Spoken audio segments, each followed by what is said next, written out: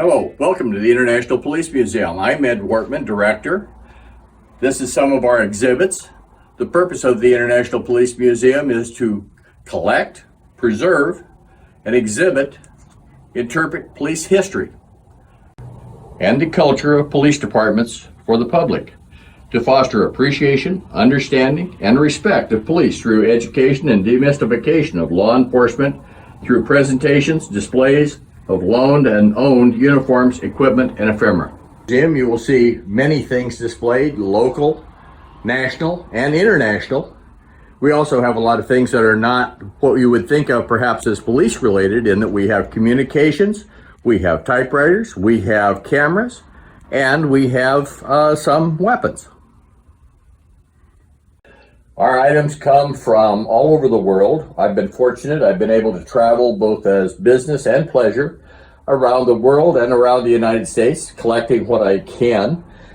On the lower right hand of the baton display, for instance, you have a white rubber baton. That's used in Sweden. They use it for both traffic direction and for as a billy club, or as we would use a baton here in the United States.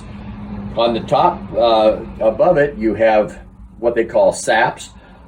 Some are improvised devices. They're weighted, generally covered with leather, and they're used as fighting devices. They're unlawful if the common citizen is carrying them, but they were quite common back in the teens and 20s. Rockaway Beach display. The Rockaway Beach was founded in 1909. It was incorporated in 1942. It had a police department starting in 1942, and Chief Stewart is the current chief. I served as chief for 8 years till 2015. Oregon, having a rich law enforcement heritage, Tillamook County was formed in 1853, and it's comprised of the Tillamook County Sheriff's Office for law enforcement, the Tillamook City Police Department, the Rockaway Beach City Police Department, and the Manzanita City Police Department. The city of Portland, for instance, Lola Baldwin was the first female detective in 1908, even though Alice Steuben Wells in California gets most of the ink. The museum is proud to recognize the achievements of Lola Baldwin and other women in law enforcement with our Women in Law Enforcement display, which you may have seen at the opening segment.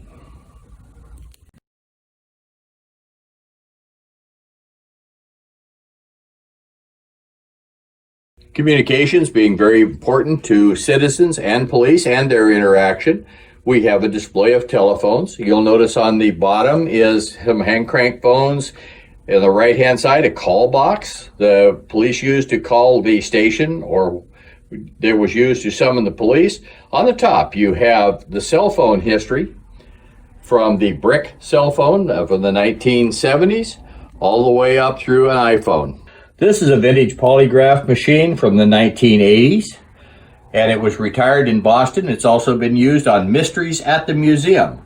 In the background, you'll see one of the little bears that we have in the cases for the children to find on the Find the Bear game. Some items, such as the tear gas batons, serve dual purpose.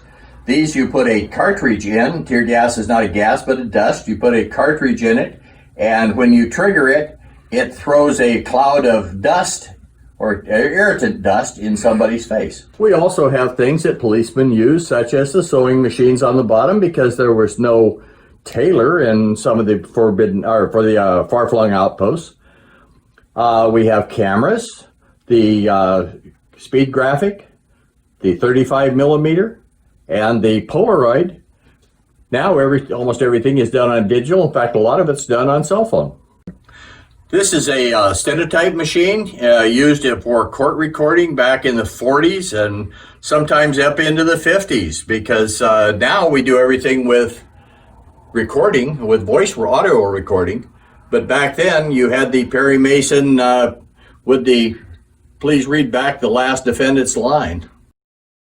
Well, that is an identikit where you could make an image of somebody. You could then get numbers and letters identifying the image and send it to another police department where their technician could put it together, and they would have the same thing, because the Xerox machines or the fax machines of the day were not adequate to send a decent picture. We're building an identikit profile as you would do in the field. You see we have the hair, we have a nose, we have a chin. Let's get our chin over here so it lines up. We have some eyes. We have some lips. Go over and line them up. We have a beard. You said that they've had a little bit of a shadow. He wore glasses. And lo and behold, he had a mustache. So there we have a picture of our suspect done with an identikit. These are badges of the Portland Police Department, the City of Portland, the Bureau of Police as they were called, and the Multnomah County Sheriff on the right-hand side. You'll notice that there are several different variations of color and shape of the patches. And on the right-hand side, you'll see several of the Multnomah County badges, including their Centennial badge and their Honor Guard badge. Some of the things that we try to do within the museum are have interactive displays and things that children can be involved in.